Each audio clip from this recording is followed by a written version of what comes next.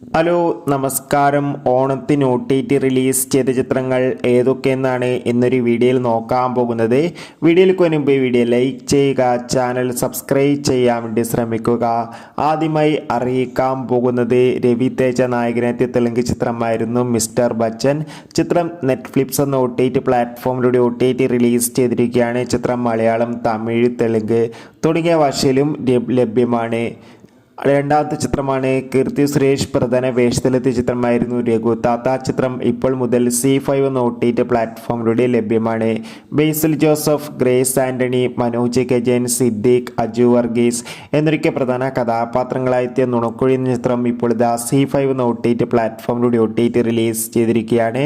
ആസിഫ് അലി, ബിജുമേനോൻ എന്നൊക്കെ പ്രധാന കഥാപാത്രങ്ങളായെത്തിയ തലവൻ എന്ന ചിത്രം സോണി ലീവ് എന്ന OTT പ്ലാറ്റ്ഫോമിലൂടെ OTT റിലീസ് ചെയ്തിരിക്കുകയാണ്. ദിലീപ്, ധർമ്മജൻ, ജോണി ആന്റണി എന്നൊക്കെ പ്രധാന കഥാപാത്രങ്ങളായെത്തിയ പവി കെയർ ടേക്കർ എന്ന ചിത്രം മനോരമാക്സ് എന്ന OTT പ്ലാറ്റ്ഫോമിലൂടെയും OTT റിലീസ് ചെയ്തിട്ടുണ്ട്. കാത്തിരിക്കാം കൂടുതൽ അപ്ഡേഷൻ അറിയാൻ വേണ്ടി.